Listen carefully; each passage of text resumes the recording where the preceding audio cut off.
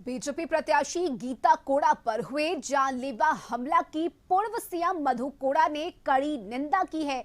उन्होंने आरोप लगाया है कि हार के डर से जेएमएम के लोग गुंडागर्दी पर उतर आए हैं। मधु कोड़ा ने कहा कि बीजेपी प्रत्याशी गीता कोड़ा प्रचंड बहुमत से जीत रही हैं और इसका आभास जेएमएम को हो चुका है, इसलिए हराने के डर से इस तरह गुंडागर्दी कर चुनाव को प्रभावित किया जा रहा है।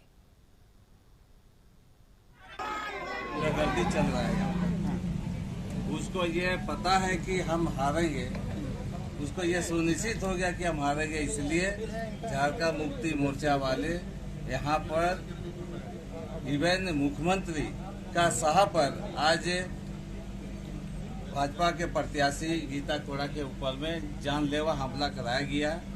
यह बड़ी दुर्भाग्य की बात है। अब काफी इसका निंदा करते हैं और इसकी निश्चित रूप से उसका एकदम इसका जांच होनी चाहिए और जो गलती किया है उसके ऊपर कड़ी कार्रवाई होनी चाहिए उसके ऊपर। जिन्होंने भी हमारे कार्यकर्ता के ऊपर में हमला किया, हथियारों से हमला किया है, मारपीट किया है, उसको जख्मी किया है और गंभीर रूप से एकदम जख्मी किया है, इसके रूप में कानूनी कार्रवाई करने के लिए हम लोग हर हद तक जाएंगे। बड़ी दुर्भाग्य है कि पुलिस मूक दर्शक बन के रह गई है। 2-3 घंटा तक पुलिस नहीं पहुंच पाई वहाँ पर।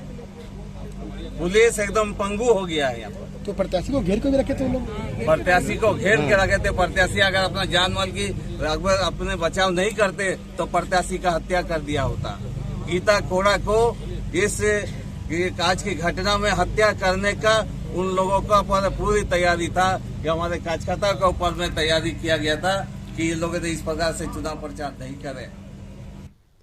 वहीं बीजेपी ने गीता कोड़ा पर हुए हमले की शिकायत चुनाव आयोग से की है और सुरक्षा की मांग की है।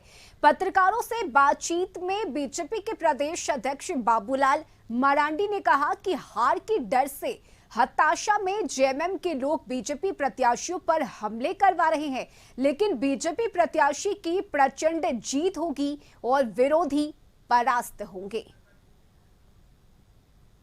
झारखंड मुक्ति मोर्चा के हताशा उत्साह दिखता है, चलता है, क्योंकि इन लोगों ने हार मान चुका है, वो लोग जान चुका है अब जनता भारतीय जनता पार्टी के साथ है और इसलिए हमारे प्रत्याशियों को रोकने की जगह जगह लोग कोशिश कर रहे हैं।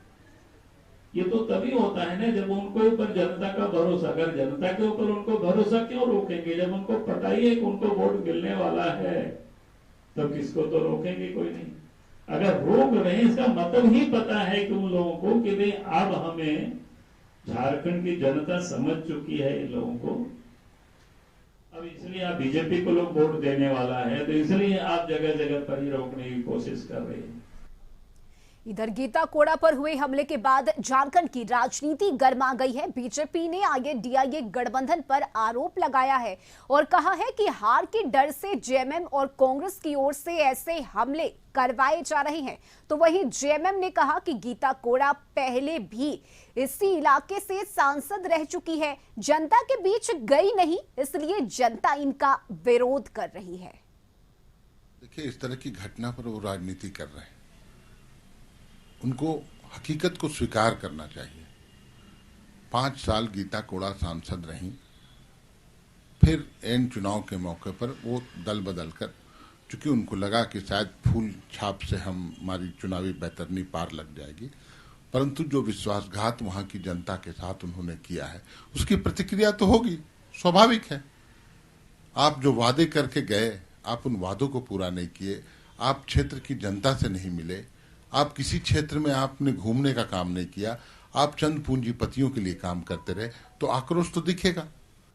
ये हार की बौखलाहट है। इंडिया अलायंस के लोग, उन लोग को पता है कि चाईबासा सीट वो लोग हारने वाले हैं और जिस तरह से गीता कोड़ा जी का जो वहाँ जनाधार है, जिस तरह से गीता कोड़ा जी का क्षेत्र में पकड़ है, गांव, गरीब, किसान, मजदूर, आदिवासी, नॉन आदिवासी सभी समाज के बीच में उनका जो पकड़ है और इंडिया अलायंस के नेताओं को लगता है कि गीता कोड़ा जी एक बड़े मार्जिन से चुनाव जीतेगी, इसलिए षड्यंत्र के तहत उनको कैसे डिस्टर्ब किया जाए, इसलिए वो झारखंड मुक्ति मोर्चा के गुंडे, कांग्रेस के गुंडे गांव-गांव में उनको रोकने का काम कर रहे हैं।